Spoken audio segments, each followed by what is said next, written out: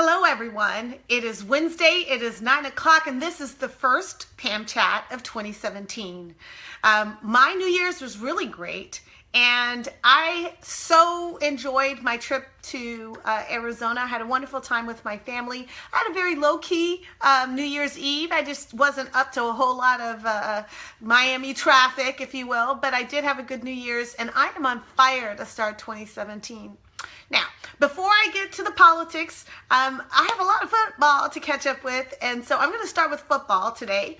Of course, I start with college football first. I don't know how many of you watched that USC-Penn State game in the Rose Bowl. What an awesome football game that was. True, it was an offensive rather than defensive battle, but I got to give a lot of credit to the USC Trojans. They had to battle back on the back of a freshman quarterback who really played exceptionally well. Juju Smith-Schuster is going to be a receiver that's going to be catching lots of balls in the NFL next year. So what an enjoyable game that was. And I will tell you, based on what I saw, either one of those teams would have given more of a fight to Clemson than Ohio State did. I just recently watched ESPN's website, at which point they re-ranked the teams based on these playoff games or these bowl games. And once again, they put Ohio State above Washington, and I am completely mystified by that. Now, you all know that Washington did not beat Alabama, but they kept Alabama to under 30 points, and they scored a touchdown, an offensive touchdown on one of the toughest defenses we will ever see. That is a heck of a lot better accomplishment than Ohio State basically giving up 31 points and scoring none of their own, not even a field goal. And somehow Ohio State still gets ranked above Washington. You know what I think? I think Ohio State is overrated, and I think there is a significant bias at ESPN towards Ohio State.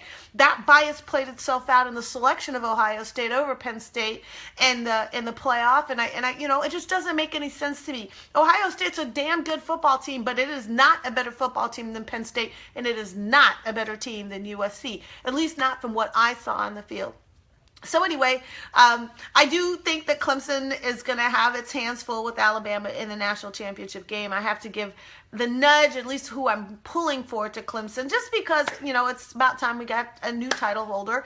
And I like Dabo Swinney's coaching style, so I'm kind of rooting for Clemson. I want to give a shout out to our Florida Division I football teams. We went 4 for 5 in our bowl games with only UCF losing. All the other teams won. That includes Florida State in a squeaker against Michigan and University of Florida, and of course Miami. All of you guys played great football. I'm really proud to say that Florida football is strong and certainly proving that we are a presence in the bowls and in national football. So I'm going to move to the NFL. We have the playoffs coming up. Big shout out to my Miami Dolphins who have made the playoff. Yay! Of course, they kind of limped into the playoff after losing to the Patriots last weekend. That's not really all that surprising, I'll be honest with you. For me, the Patriots are, I'm always expecting the Patriots to play well offensively, which they do, but I also am pleasantly surprised at how they played defensively. The Patriots seem to have this bend but not break defense, and more importantly, it has the make the play when you have to defense, which I think is really important in the NFL. They got to have people who are willing to step up and able to make big plays when it's absolutely critical that they get one, and the Patriots seem to be able to do that. That's what I think makes them a strong defense. Not so much their statistical performance, but just their ability to come up with what they have to when they have to. So I still think the Patriots are the team to beat in the AFC. But there are some wild-card playoff games. Oakland is visiting Houston. I'm picking Houston in that game. Oakland is on their 76th string quarterback. They just ran into the worst kind of injury buzzsaw. They're playing on the road at Houston. I'm going to take Houston in that one. Detroit at Seattle. Detroit is kind of slipped off. They've kind of lost a little bit of their mojo, and they're playing in one of the toughest stadiums to play in Seattle. I think Russell Wilson will have his team ready to play, as will Pete Carroll. I'm going to definitely take Seattle in that game. Miami at Pittsburgh. Now, all the pundits say this is an easy one for Pittsburgh, but Pittsburgh First of all, y'all know I don't ever like rooting for Pittsburgh. So I'm not. And I think that Miami might bounce back from this Patriot teams. I think it's going to be a closer game than maybe some people give credit to. And I'm certainly pulling for the Miami Dolphins in that one. And New York Giants at Green Bay. I don't know about that one. Aaron Rodgers and his team are definitely on a hot streak, so you got to give him credit for that. But New York Giants, well, they have Odell Beckham, and you never know which Eli Manning is going to show up. So for me, that one's of all the games, that's the toughest call for me. I'm going to lean slightly New York Giants. I know that sounds risky, but just slightly New York Giants for that. So that's it for football. And, we're getting close to the end of the year where there is no more football. And I always go into little football mourning or grieving because I miss it so much. But we do still have some good games on the horizon. And I'm definitely going to be paying attention to those. A little housekeeping. I do have a YouTube channel. Finally, I have a YouTube channel. It's called Pam Chats on Politics. Pam Chats on Politics on YouTube. Go check it out. We are having some technical difficulties with the upload of the Pam Chats, which is why I started this channel to archive these Pam Chats, but we are working it out. So stick with it. There's plenty of video content there anyway. It's just not necessarily these Pam Chats, but we're getting there, and I finally got that done. That was a top priority for 2017. I am on the road this month to Central Florida. I will be at the West Citrus Democratic Club on the 14th of January. I will be at the Villages Democratic Club on the 15th of January. So come check out my Facebook page, Pam Kiefer Florida, for details about those events. If you want to come out and see me live and chat with me, I'd love to meet you. I'd love to talk with you. I'm going to be talking to those groups. So let's talk politics, which is the purpose of these Pam Chats, more or less. I know that there's a lot of talk right now about not only the leadership of the Florida Democratic Party, the leadership of the Democratic Party, the leadership that is going to be running, the people that are going to be running for governor, senator, and other roles in our state. And before I get to any of that, I want to talk a little bit, and perhaps in a controversial way, about what I think happened in 2016. I've talked about it a little bit before, but I want to kind of revisit this because I've had some kind of clarity and epiphany on all of this, and I think it's important that we start to talk about it. So we have started to pull apart 2016 and talk about all of these failures. Oh, we had a failure in terms of connecting with our audience. We had a failure in terms of messaging. We had a failure because we weren't progressive enough. We had a failure because the Bernie didn't win. It was a failure because, and I think that all of that, especially in trying to make this a discussion about political failures, misses the mark. Our failure in 2016, which, by the way, is a continuation of a failure of the Democratic Party going back some ways, is not, I don't think, a political failure. I think it's a moral failure. Because what we have done is allowed for certain kinds of things to be talked about in a political scope when they're really not political issues. And certainly as we get closer and closer to this Trump presidency and we see what it's going to look like and we see what the other side is doing to our country in the build up to that, we need to start owning that this is not politics anymore. This is more basic decency. This is basic governance. This is basic morality. And that's the problem. Too much of our politics was broken down into differences of opinion and how we can all reasonably disagree about certain things. And you know what? No, we can't. When you decide that you don't care about other people getting medical care and insurance because your insurance might be going up, that is a moral failure. That is not a political failure. And you really are in the moral failure space when you say you don't care about Americans getting health insurance at all. That's a moral failure. And as Democrats, what we've always been fearful of is to call voters out for their own moral failures. We're afraid to do that. We're afraid to do that. We don't want to offend anybody. We want to say, oh, we can just have differences of opinion. No, we don't. That is not a difference of opinion. That's a difference of patriotism. Because you can't claim to love America if you don't love Americans. So if your attitude is, hey, as long as I have insurance, I don't give a damn whether you do, I don't give a damn whether you get health care, then that's a moral failure. And we as Democrats should have called that out for what it was. Instead, we got bogged down with the nuances and the minutiae of Obamacare. We played constant defense because people were attacking us for a government overreach and that. We never fought back and attacked them for being morally unsound, for being morally indecent, which is what it is. To say that I don't care if you ever get health care is morally indecent. And we never call that out. We never owned that. There were many other ways in which we were silent when we needed to have moral leadership, not political leadership, but moral leadership.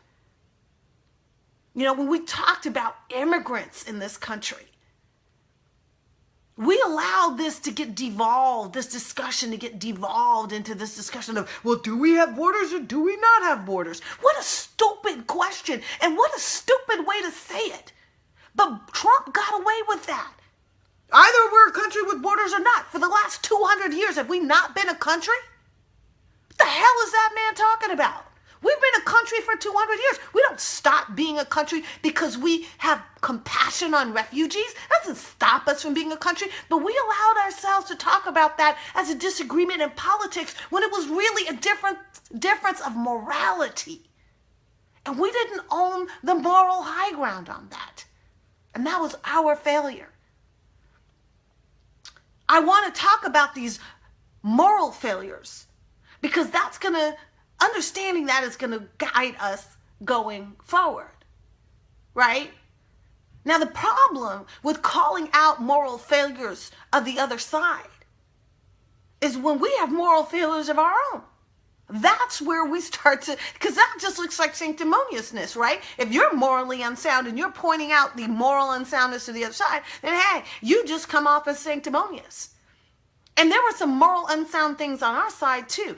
The way we handled the primaries was morally unsound. And for those of the people out there that say, hey, we had to do it this way because this is how we win. If we just push everybody out of the way, we pick our candidates and we get behind our pick, that is a moral failing because what that says is we don't care what the voters want. And that is not a political calculation. It is a moral calculation, and it is a wrong moral calculation. It's wrong. And it didn't help us win. It helped us lose. That is something that we have to jettison. The entire election between Hillary Clinton and Donald Trump was this horse and cart of who had the greater moral failings. We allowed that to be true because there were so many moral failings that, false equivalencies left and right. False equivalencies left and right. Yes, Hillary Clinton had some failings. Absolutely no question about that. But were they of the magnitude of Donald Trump's? No. But the thing was, we were not good at making the case about Donald Trump's moral failings. We just kind of laid them out there and said, oh, that's bad. But what we didn't say was, and if you're okay with that, that makes you bad too. We never went there because we didn't want to offend anybody. We didn't want to offend anybody. We wanted his voters. We wanted everybody to try to come to us. And the theory behind it all was, as long as you don't say anything to irritate anybody, everybody will come to you. But see, the thing is, if you were all things to all people, you might be nothing to no one. That might be the outcome. And the other problem is we forgot where our strength was. The good news for us going forward is that we have an absolute advantage in the raw number of people who are on our team.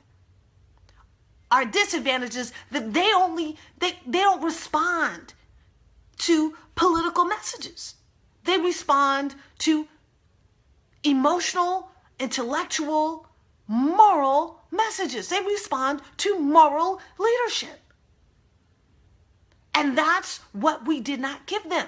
We gave them a political story rather than a moral story, rather than a positive, clear direction that says we are team right. Now, I don't know if some of you remember the 1980s, there was a hip-hop group, I forget who it was, they had a song. It said, you can get with this or you can get with that. And we have to make clear going forward that we are one team that is about one thing, and that is stopping whatever is wrong, stopping whatever Trump is doing. We got to be clear. We are team stop this. From top to bottom, east to west, we are team stop this. Because dismantling the capacity of our government to function is a moral failure. Dismantling public education is a moral failure, not a political one, a moral one. Taking away people's health insurance is a moral failure, not a political one, a moral one. So we got to be team, we do the right thing, period. And everybody who is for doing the right thing comes to us. Everybody, I don't care if you're a Democrat, a Republican, an independent, MPA. We are team right and they are team wrong. And we got to be absolutely unapologetic in making that case. With every candidate in every state, in every race, we are team right. And if we can get that clear, everybody will come to us. And we will stop having to absorb all this ambiguity in order to get all of them. Let us be clear. Let us be clear on the moral question, and the people will come to us. That's what I propose. That's what I think is the right direction for 2017. Be clear on the moral story, because if you're clear on that, the people will come to you. So that leads us to our question of, well, who's going to lead us? You know? Well, there are a lot of people that are jockeying for the position at the Florida Democratic Party. There are people that are jockeying to run for governor. There are people that are jockeying to run for Senate, whatever. Here's what I will tell you. We need to understand the kind of fight that we're going to be in, okay? Democrats are good for bringing a knife to a gunfight. We are always the ones that are trying to be reasonable and speak in dulcet political tones. We're the ones who want to sound reasonable. But last election, we didn't just bring a knife to a gunfight. We brought a knife to a bazooka fight, and we got blown to smithereens. So let's understand where we are, and let's stop always being the nice guys. Michelle Obama gave a speech during the political season, and I was really proud of her. She said a very important tagline. She said, when they go low, we go high. And at the time that she gave that speech, I was like, yeah, when they go low, we go high. But that didn't win. And you know what? I'm not sure that's going to win. Because it's not about if they go low in terms of their message or if they go low in terms of their style. I say, if they go low, we go lower. If they go hard, we go harder. It is time for Democrats, for decent people, to start taking on some Elliot Ness politics. You know what I mean by that. Elliot Ness politics. If they put one of ours in the hospital, we put one of theirs in the morgue. We need to have leaders that are willing to fight with the kind of zeal, the kind of passion, and the kind of clarity that the other side has always had. Us being nice and reasonable and not offending anybody and making sure we don't step on any toes, that is causing the kind of political ambiguity that makes you all things to all people, which basically means you're nothing to no one. We need to be very clear, and we need to have people that are able to actually fight. So you see, I'm not interested anymore in Democratic leaders. I am interested in leaders of Democrats. That leadership quality is about standing up and saying, follow me to the fight. Follow me to the fight. That's who I want to be leading our party, to be running for governor, to be running for Senate. Somebody who says, follow me to the fight. Because I'm going to fight with everything I've got for the morally correct position. And if you're not willing to do that, then I don't think it doesn't matter who you are or what you're running for. Not only will you not win the people, but more importantly, if you get in the role, you won't do anything to change what's happening. And that, so what is the point of that? What is the point of that? I don't care whether somebody is a progressive or not progressive, whether they're extreme left, half left, quarter left, center right. What I care is, are you a moral warrior? That's what I want to know. Because if you are a moral warrior, then I will follow you to the fight. Because this is not a fight for our Democratic Party. This is a fight for our country. And if you don't understand that, you are no kind of Democrat, and you are definitely no kind of Democratic leader. So when you are out there deciding who to support for the FDP, or deciding who to vote for Senate, or deciding who to support for governor, the thing you should be asking yourself is, am I choosing someone who is a warrior for the morally right thing?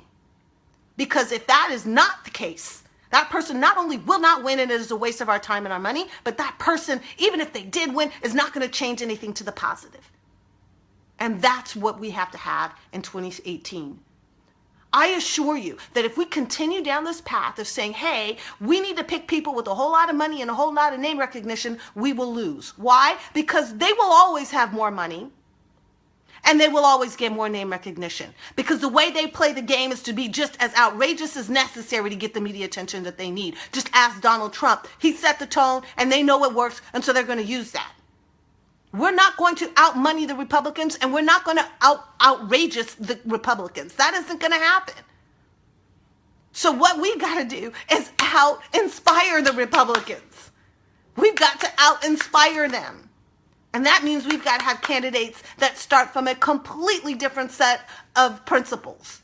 Not politics as usual, status quo-ishness. How do I sound exactly like we sounded 10, 12, 15, 18 years ago? Because if that's your style, if that's your modus operandi, then you will not inspire the people we need to win. And those people don't give a damn about politics and never did. They only show up when they are inspired. They only show up when they feel like there's something morally at stake. And if we can figure out how to get to them, then we can win, whether the Republicans outraise us or not, whether they have more name recognition or not. If we have the better story and the better candidate and the better passion and the better sincerity and the better morality, that is how we win. And anybody who tells you different is wrong.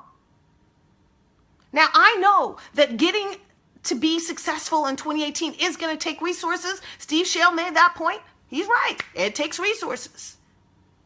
But there is a moral problem when you say that it is more important to get those resources than to have a message. Now, I'm not saying Steve said that.